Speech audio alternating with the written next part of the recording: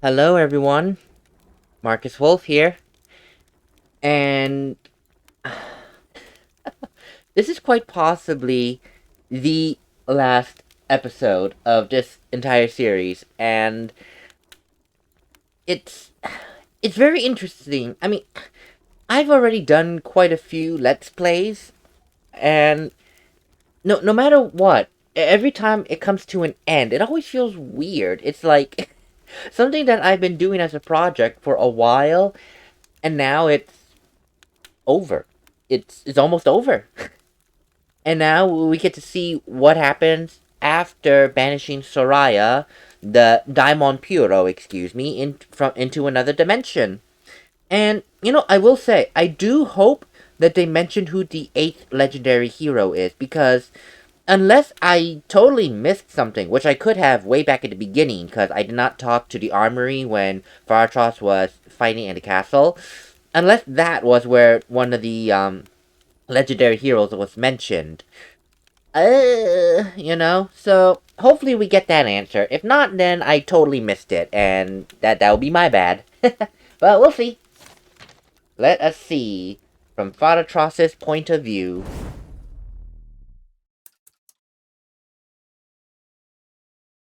I can't believe it's already been 6 months. Oh wow, time flies, apparently. Exactly what I said, Faratras. Time flies.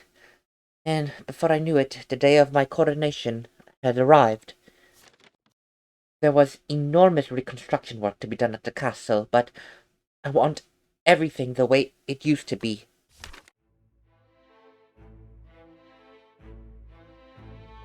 Looking at it today, no one would say it was in rubble until recently.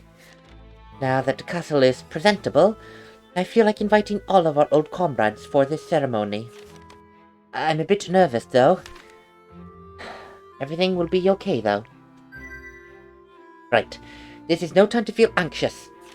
I just hope everyone will feel comfortable and have fun. The coronation is in the throne room, and Empress Phoebe is waiting for me there. However, it'd be polite if I greeted the guests first. She always was... Oh no, I didn't mean that. Well, I can't even go to inventory anyway, duh. But yeah, she always was the type that was for her people first, before herself. Let's go right to left. Lepto. Ah, I can't believe it, thee did invite me to such a lavish castle. Oh dear, I clicked off the screen. What the Let's Play without one more of my unfortunate antics, right? Oh, brave princess, art thee sure thee can trust a thief, however gentlemanly? I hate to admit it, but your contribution in Talman was key to tracking down Tactitius. Oh! Does yon mean thee owe me one? No. It means that for the moment I won't have you arrested. Oh, what injustice! What dishonor! I can't even protest in earnest. There's nothing honest about stealing. Now could you empty your pockets? Ugh, my dear mistress, I understand it's not what thou art talking about. Surely thee doth not doubt the goodwill of this ally who did accompany thee. Empty your pockets, and talk normally. Yes, ma'am. Sorry, ma'am. This is one of the new coins that I had minted with Alfred's face on them. Explain. The observe...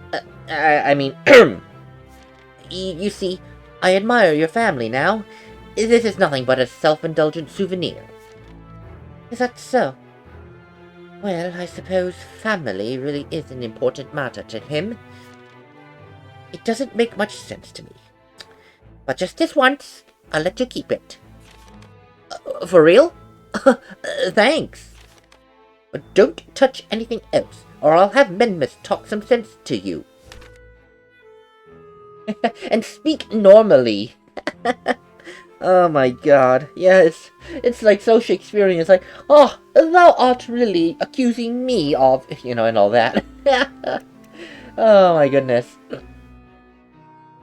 It seems fate has brought us together again, now that the great evil has been slain. Well, rather than fate, it was me. I invited you. Always straight to the point, aren't you? However, I am glad to have been able to observe your development over the past few months. I understand. It was important to you, I suppose? From similar beginnings to different conclusions, I honor you for surpassing me and my delusions. You're flattering me, Kalevala. I think your choice was a good one, though. No, I merely ran away from myself and my duties. Be proud of the choices that have brought you here, Queen of Hoikade. To honor the memory of Sae'rah and our glorious ancestors. I will. Something tells me I'm going to have to do a lot of different voices here, and it's going to kind of kill me. But again, it's the final episode. What's a dead voice in compared to that, right? Azurite. Man, what a castle! Do you like it, Azurite? Of course! I've always lived in extreme poverty, so I'm definitely not used to it. It's cool though, for sure. In poverty? Oh, of course. I realize that I'm privileged compared to most, and it's my duty to help those families in need. If you need any money for your mother, just ask. I'd be glad to help a former comrade. Oh, no. I could never accept. That's not very... No, how shall I put it? It's not very cool, you know? Isn't it time you let go of that pride of yours for once? No, ma'am. Allow me to do some well-paying work for you in the future, though. I mean, man, I'm still the heroic mercenary that was part of the group that saved the world. I knew you were up to something. I might agree to that pretentious offer, though. You're the best, Lady Faratras. Yeah. Still has his honor, still has his pride. He won't take charity. However, he will ask for some lucrative jobs, of course, in the meantime. And that's fair, you know, that is perfectly fair. Considering that he did help Faratras a lot in taking care of the Demon King and the Demon King fiasco, and was a great ally. I think Faratras will definitely give him some of the more lucrative jobs as a reward. Ah, yes. This painting of my father Alfred was cut in half. However, I had it restored using the original as a base. To think that he was killed by the matriarch of Pylam. Fate can truly hold terrible twists and turns. After the true surface, the relationships between Pylam and the four nations have become complicated. Thankfully, Oni and Shiori are taking care of that from their side, but I expect things to get better soon. No, I'm not surprised that things have become complicated. I'm honestly not. I've always loved this chandelier. Thankfully, only the crystals were damaged. It took some time before we could place it back to where it belonged, but I must say I am happy with the results. The only bittersweet thought is that I won't be seeing Marie light those candles anymore. A painting of my grandmother, Faril. I had it remade from scratch.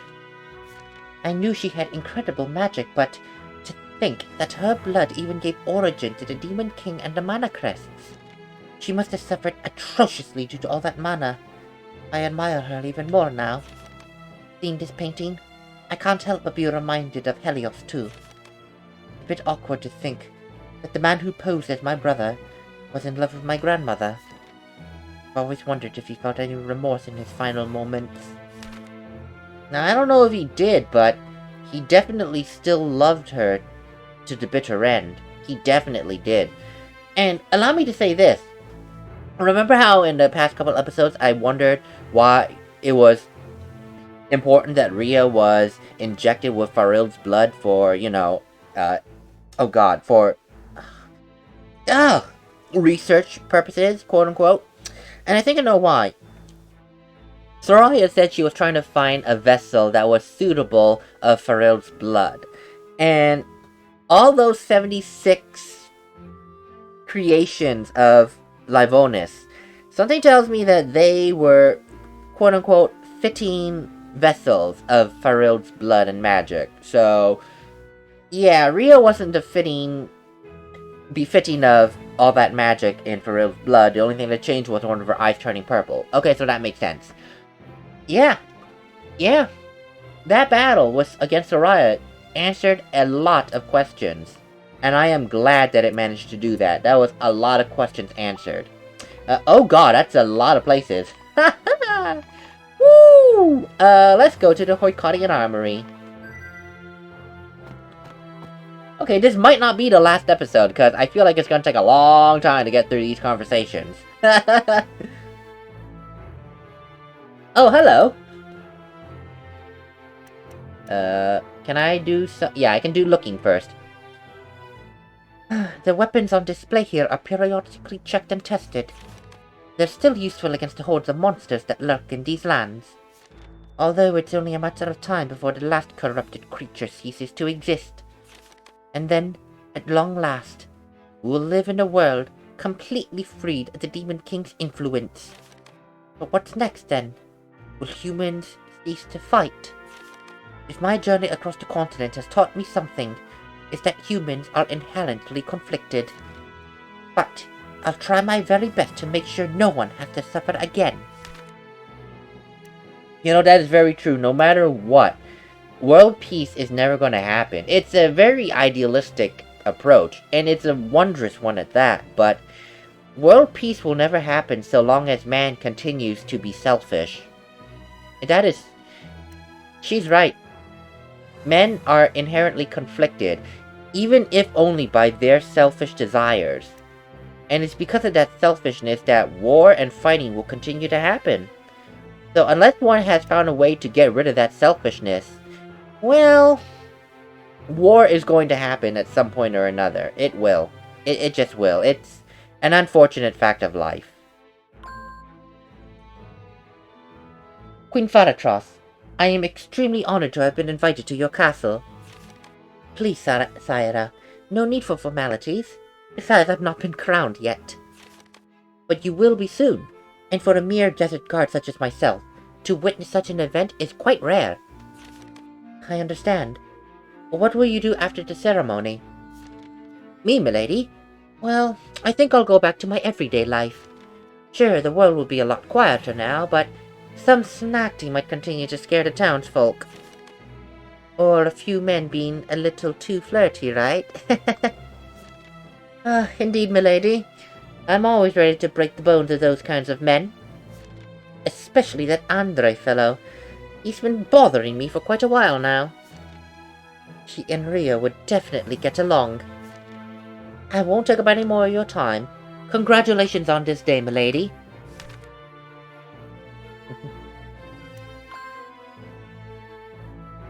Milady, I'm glad you came to visit before the coronation. I couldn't resist coming to see one of my most trusted generals. Thanks again for the promotion. You've earned it. Moreover, there aren't many soldiers left, unfortunately. Lady Faratras, you're putting on a sad expression again. Oh, I'm sorry. I shouldn't, you know, I know. Especially with what today is. No, it's okay. Besides, I'm the one who is particularly sensitive to your moods. I assure you it's not noticeable. Such thoughtfulness pleases me. I couldn't have a more trustworthy soldier by my side in these difficult times.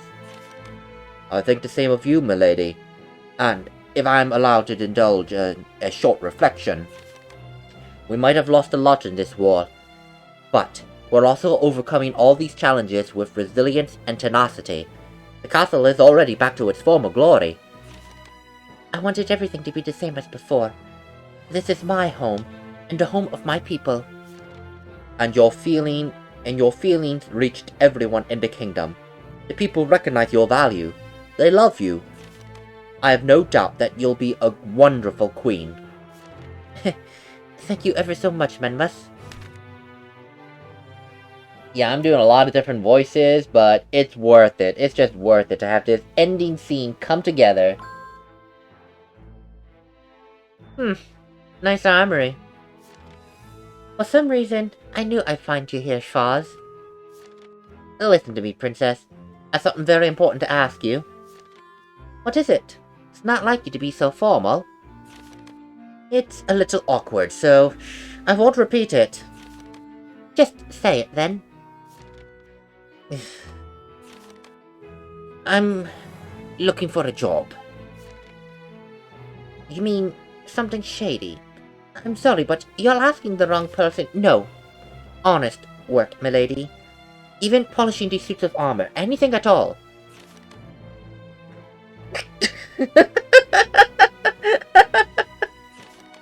Hey, I'm being serious here. This is no laughing matter. No, no, I'm sorry. Yes, I see that. It was just very unexpected, is all. I'm glad he's trying to turn his life around. Why don't you ask Rhea, though? I'm not excited about the idea of working at Magnolia, and especially under Rhea. Rhea was pretty tough to work with, huh? Don't think I'd be any less strict with a former criminal, though. That's okay. After all, we are severely understaffed right now. I thank you for this opportunity, milady. You can ask Siapana if she needs a hand in the kitchen. Wait, what? In the kitchen? I can't wait to see you peel potatoes, Faz. I guess kitchen wasn't exactly what he was thinking about, but hey, you want honest work, you get honest work. And what is honest work? And what is honest work other than starting from the ground up? You start from the ground, you work your way up. You can't be any more honest than that. Truly, you cannot. Working from a low position on up. You really can't. Yeah, I can spend one more, group conversation and then call an end to the episode. Even though it's the end, I have a feeling this might take an hour if I just breeze through. And I don't want to make an hour-long episode. 45 minutes, maybe. An hour long? Oh god, no. That's way too long even for my taste. Let's go right from left this time. Lady Faratras, thank you thank you for withstanding my stuttering and promoting me to general. A position that barely manages to represent your great qualities, Cattleya. Your career growth is only just beginning. My only intent is to serve you in the best way possible. I'm sure you will. I trust you a lot, and the recruits who will accompany these halls will think the same. I hope so. After all, training the new soldiers is one of my roles now. It shouldn't be, but unfortunately we're very understaffed. Despite your promotion, you still have to do the basic tasks like this. It's not a problem. On the contrary, it makes me happy. When I think about When I think that Alvano also held this position at one time, I feel very honored to inherit his will. Alvano. Seems like ages since I used to train with him here. Cattleya, how are you? You know, about the Master Alvano thing. Don't worry about me, milady. I'm fine. The pain of losing someone you love is excruciating, but it's something that unfortunately all Hoikarians share at the moment. I hate to admit it, but it's true. Our entire nation has lost so much. So, instead of mourning the past, I'd rather focus on the future. General Menmus believes in the same. You and Menmus have always been very close. I respect him a lot. He's serious, though sometimes a little boring, but really a very good soldier. And as a person, what do you think of him? Excuse me, milady. I'm afraid I didn't quite understand that question. You're always so clueless about these things, Cattleya. But as the princess who has always watched over you two, I can make this assumption. I think you two would make a great couple. Milady! That's inappropriate, especially in Hoikade's renowned training grounds. Then we will talk about it later in the lounge, over a nice glass of wine. What do you say? Ugh. I can't win against you, can I? Well, for real, sometimes you lose the love of your life, and yeah, sometimes you recover, sometimes you don't. But I think Cat Leia, being the kind of woman she is, I think she will recover just fine from the loss of Master Alvano. I really think she will.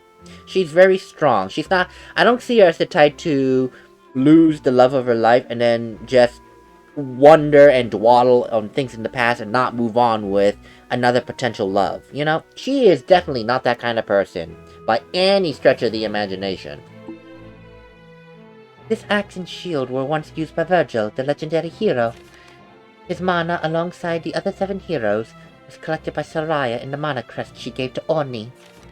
Yet, that same artifact helped us in our victory against the Matriarch. How ironic. Oh.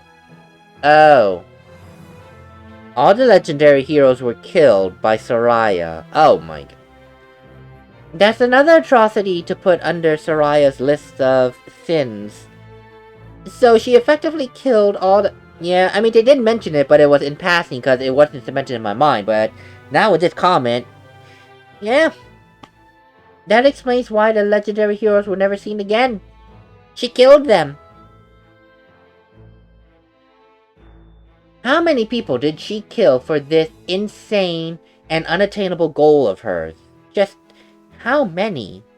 It's very unbelievable. It really, really is. I honestly can't believe that Sae'rah went through that much. And 60 years, mind you. And of course it explains, I think it can be inferred how she survived 60 years, even though they won't explain it.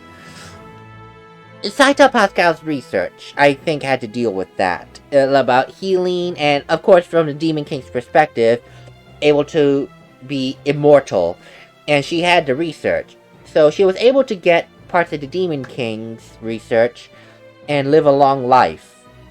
That is my belief. They don't really mention how she got, immortality, but I think it's heavily inferred it's from that research. And how the Demon King became immortal, basically. She used that research to grant herself immortality without becoming the Demon King. So, there it be. A great inference, if it was never mentioned outright, but it is a great inference. Garion and, Jumbo. Garion, this place is too good. I can smash anything I want. Try to behave, Jumbo. This castle is not your playground. I see you're settling in. Lady Faratras. Not so much, to be honest, from my end.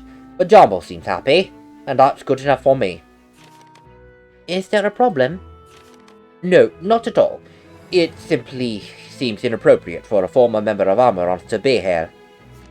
Besides, I'd rather read a good book. But that Jumbo... Whoa, this tummy is incredible!